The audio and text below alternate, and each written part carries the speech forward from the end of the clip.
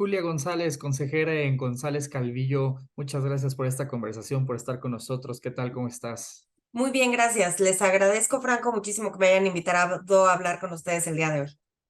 Pues muchas gracias a ti, Julia. Oye, ¿por qué no empezamos platicando un poquito sobre dónde estamos parados en el sector energético? Y me gustaría que nos contaras desde su perspectiva en González Calvillo y también tú como abogada especialista, nos contaras cuáles son los retos ambientales a los que nos enfrentamos y qué estamos haciendo como país. Franco, creo que vale la pena aclarar desde el principio que esta es mi opinión. Yo no tengo la posibilidad de hablar por el despacho y entonces las opiniones que dé van a ser las mías. Dicho eso, a nivel ambiental, pues depende, ¿no? A mí me parece que México se ha caracterizado siempre por tener un marco jurídico de avanzada en materia ambiental. Em, Nuestras instituciones han sido instituciones que tradicionalmente se han caracterizado por ser muy cuidadosas en la emisión de autorizaciones ambientales. La creación de una agencia específica para ver los temas de hidrocarburos y petrolíferos reconoce el potencial impacto de este tipo de proyectos en el sector. A mí me parece un gran acierto. Y si bien la regulación es relativamente nueva, me parece que se ha implementado de manera exitosa. Ciertamente todo es perfectible y poco a poco hemos ido aprendiendo de las áreas en las que se puede mejorar.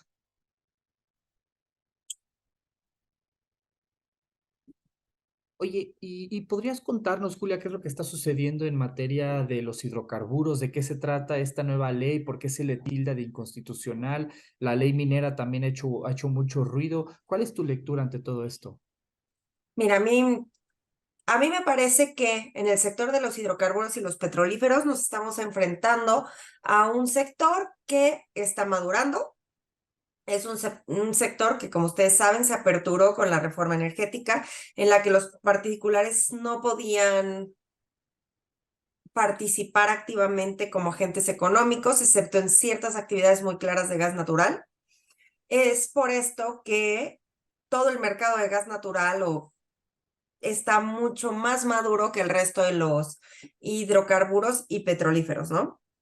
Yo creo que hablar de el tema de hidrocarburos y petrolíferos en general es muy difícil porque no es lo mismo los proyectos de exploración que el tema de la refinación, que el tema del almacenamiento, que el tema del transporte, que el de la comercialización y el de las estaciones de servicio.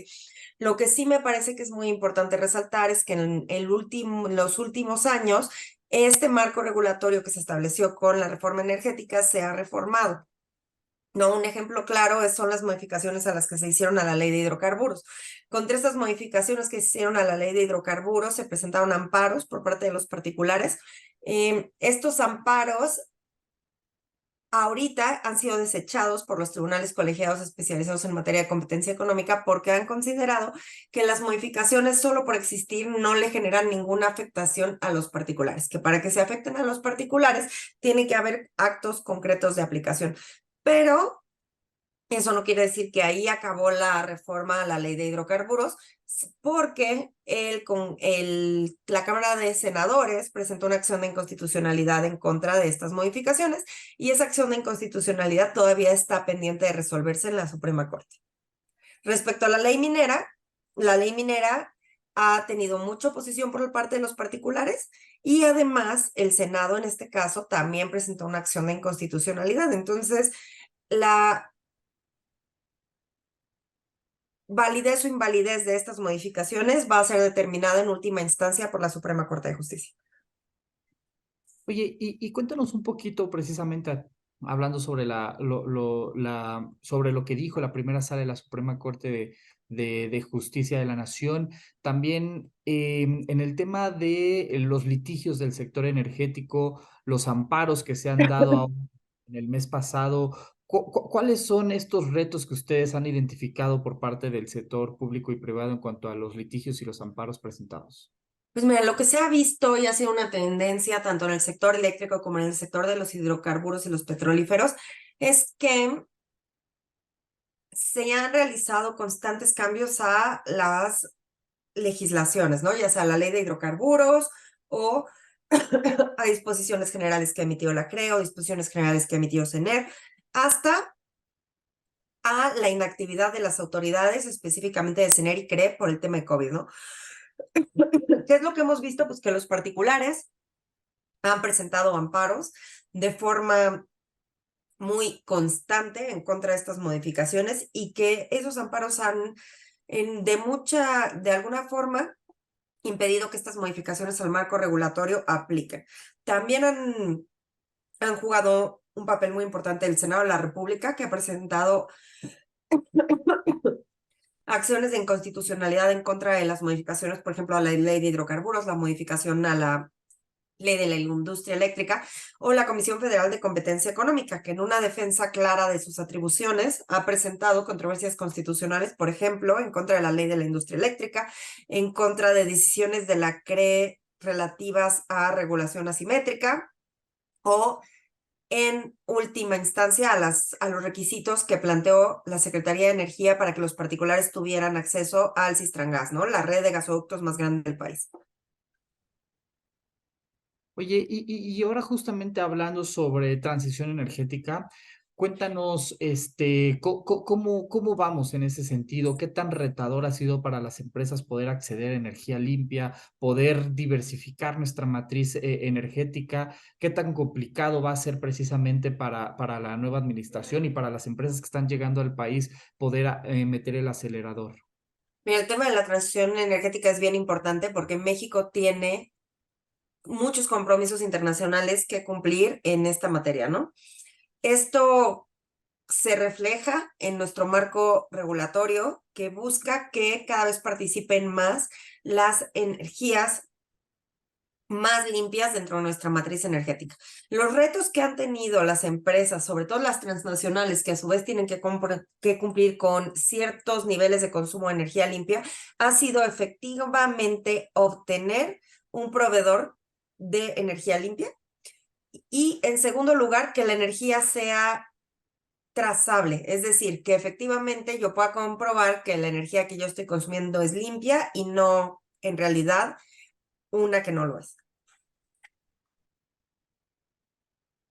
Oye, y regresando un poquito al tema de hidrocarburos, cuéntanos un poquito qué es lo que está sucediendo con estas empresas que le devolvieron áreas contractuales a a la Comisión Nacional de Hidrocarburos en estos ejercicios que se habían suscitado anteriormente de rondas de licitación y que ahora pues están enfrentando algunos cambios y algunas empresas pues ya se han expresado con una sensación tal vez no muy, un tanto insípida por el tema que tuvieron que devolver estas, bueno, que no se cumplían estas expectativas. ¿Qué nos contarías al respecto? Mira, Franco, yo creo que el sector de la exploración y extracción de los hidrocarburos ha sido uno de los sectores que menos afectado ha sido por las reformas legales.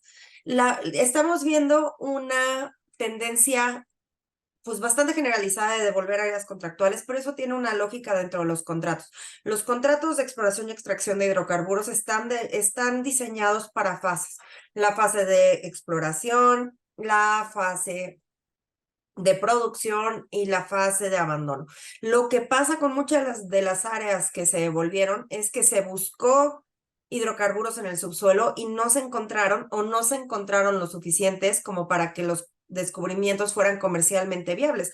Y por eso es que muchas compañías han devuelto las áreas. Ahora, lo cierto es que se sabía que por esta época iba a haber una caída drástica en los contratos de exploración y extracción, y eso también obedece a que no ha habido nuevas rondas.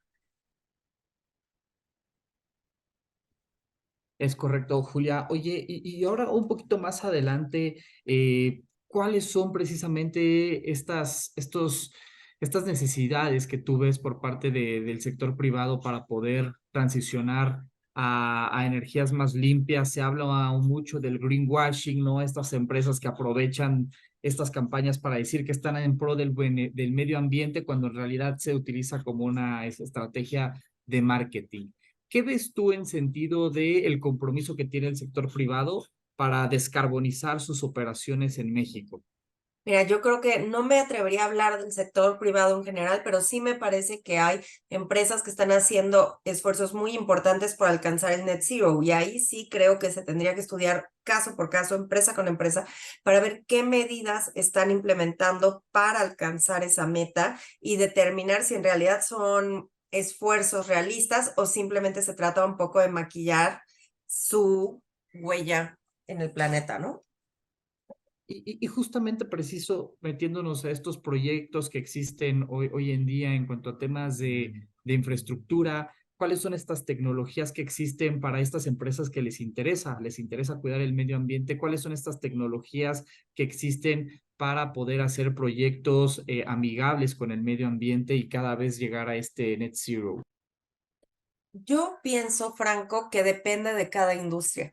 Cada industria contamina por razones distintas, ¿no? O sea, por ejemplo, una forma en la que tienen muchas empresas de reducir su huella es disminuir su consumo de energía o consumir energía de fuentes limpias, ¿no? Ese sería uno. Otra, hay empresas que invierten en tecnologías que son menos contaminantes, por ejemplo, que consumen menos agua, y esa es otra forma de reducir sus impactos. Lo que es cierto es que cada industria en específico tiene que hacer un análisis de cuáles son las áreas que más impacta y con base en esas áreas que impacta, tomar medidas específicas para reducir esos impactos. Oye, Julia, y ahora un poquito cambiando de tema, pues bueno, vamos a tener el próximo año las elecciones, nueva administración. ¿Cuáles serían esas recomendaciones que le podríamos dar a las nuevas autoridades para fortalecer al sector energético? Que se sienten a platicar con el sector energético para entender cuáles son las necesidades específicas. Y dentro de estos diálogos, ¿cuáles serían los puntos importantes a debatir? Mira, yo creo que de entrada tendríamos que entender que del, cada uno de los participantes va a tener necesidades específicas, ¿no? Y es muy importante identificar las necesidades transversales del sector para poder entender mucho mejor cuáles son las medidas que tendrían más impacto en caso de implementarse. Oye, y del lado de ustedes, ¿dónde van a ver justamente, dónde van a estar esos esfuerzos para apoyar al sector energético? ¿Con qué tipo de proyectos, con qué tipo de iniciativas, con qué tipo de asesorías? ¿Qué es lo que van a estar buscando ustedes a estar haciendo para apoyar al sector energético?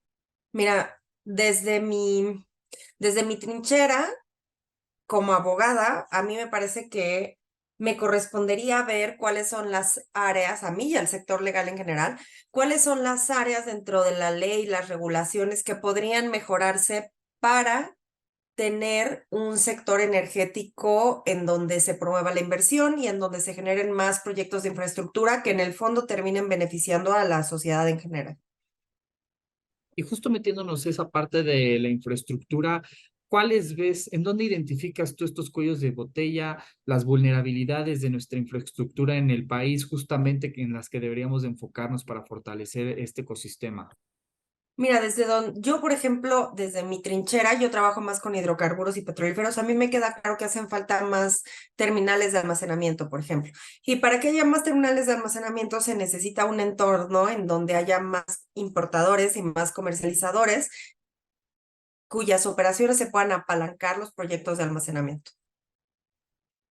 Y siguiendo esta conversación en el tema de hidrocarburos, si vemos la opinión pública, de repente se puede pensar que esta industria va para afuera, y en ese sentido, cuéntanos, si en efecto va para afuera la industria del petróleo, ya le queda poco tiempo de vida.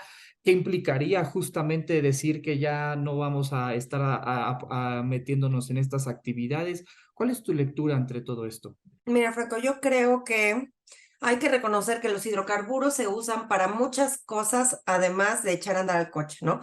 Generalmente la gente piensa, no, pues es que el hidrocarburo se saca y los convertimos en gasolina, pero la realidad es que los hidrocarburos se usan para un montón de cosas, ¿no? Los hidrocarburos están en las medicinas, los hidrocarburos están en los plásticos, los hidrocarburos están en las muñecas con las que juegan mis hijas, los hidrocarburos están en todos lados. Aquí me parece que el esfuerzo tendría que ser para que los hidrocarburos se usen en, para procesos y para mercancías y para cosas en donde no hay sustitutos más limpios, ¿no? Al final del camino, lo que es un hecho es que los hidrocarburos además son un insumo finito y además de que ciertos usos están completamente asociados a contaminación, lo cierto es que también tenemos que empezar a buscar sustitutos y sustitutos más limpios porque los hidrocarburos son finitos. Y justo en este sentido, pues bueno, vemos a la empresa estatal Pemex en una situación muy retadora, muy interesante, justamente retomando el tema de que vamos a tener una siguiente administración. ¿Cómo le hacemos precisamente para aumentar la competitividad de Pemex? ¿Cuál es la situación actual? ¿Cuáles son los retos y cuáles serían las recomendaciones? Franco, con toda honestidad, yo no conozco lo suficiente la situación financiera de Pemex como para saber cuáles serían sus mejores remedios, ¿no? Y en temas de colaboraciones, ¿dónde ves tú que se puedan trabajar las distintas alianzas, no nada más de Pemex, sino de todos los actores del ecosistema?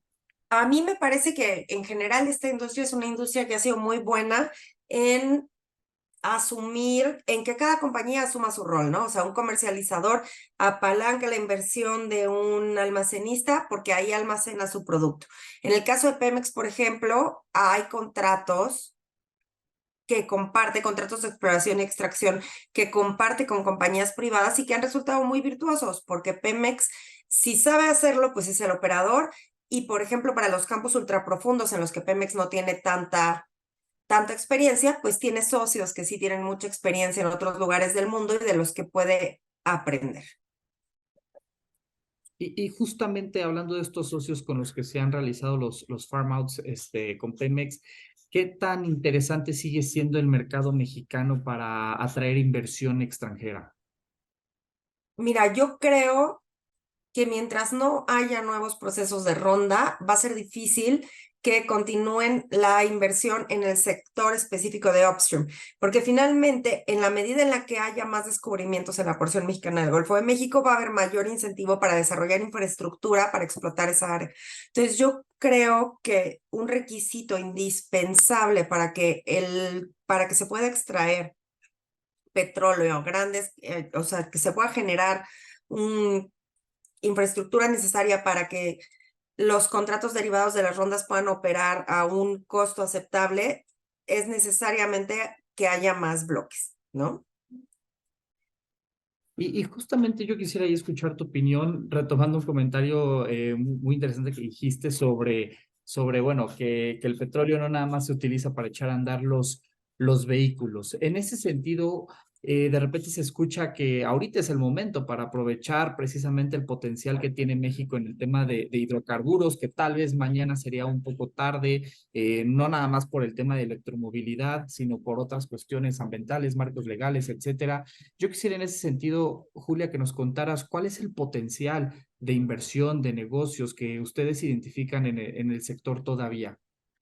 Mira, a mí me parece que por lo menos en 2014, 2015, 2016, 2017, había apetito para invertir en exploración de hidrocarburos en la porción mexicana del Golfo de México, ¿no? Y la prueba de estos fueron los 109 contratos, me parece que eran 109 contratos que se firmaron con la Comisión Nacional de Hidrocarburos para explorar y extraer este tipo de productos. La realidad es que no vamos a saber cuánto interés hay para explorar esa área hasta que volvamos a hacer concursos. Oye, y justamente en esos contratos, bueno, uno muy interesante, fue el tema del SAMA 1, en donde distintos operadores participaron y en donde hubo mucho debate. ¿Cómo le podemos hacer precisamente para poder sacar el mejor provecho de situaciones como la del SAMA 1? ¿Cuáles son las expectativas de este yacimiento? ¿Y cuáles serían las recomendaciones tanto de la perspectiva de como ustedes, abogados, la perspectiva legal para manejar estas situaciones? Pues mira, el tema de Sama es un tema muy interesante, es un tema que va adelante con la explotación, con la producción. No sé cuántos barriles se esperen extraer de Sama ni en qué tiempo, pero sin duda alguna, Sama es un yacimiento que va a aportar barriles a la producción nacional. Excelente, Julia. Oye, ya un poquito para ir terminando, yo quisiera también escuchar tu opinión regresando a un punto anterior. Pues se habla mucho sobre los financiamientos, en donde el apetito de financiar por parte de algunas instituciones, de algunos bancos, proyectos que tengan que ver con hidrocarburos, con petróleo, pues de repente ya no es el mismo que antes. Algunos ya deciden no invertir en este sector. ¿Qué, ¿Qué tan bueno, qué tan malo es este tipo de decisiones? ¿Qué implicaría esto para el sector de hidrocarburos? Mira, el tema de que haya menor financiamiento para proyectos relacionados con los hidrocarburos podría traducirse en que a la larga se aumenten las tasas de interés para desarrollar este tipo de proyectos. A mí me parece que es una tendencia que va alineada con que se está incentivando a que se reduzca el uso de hidrocarburos, excepto para fines en donde no hay sustitutos. Excelente, Julia. Oye, ya también un poquito para ir cerrando, quisiera justamente escuchar tu visión de largo plazo en el sector.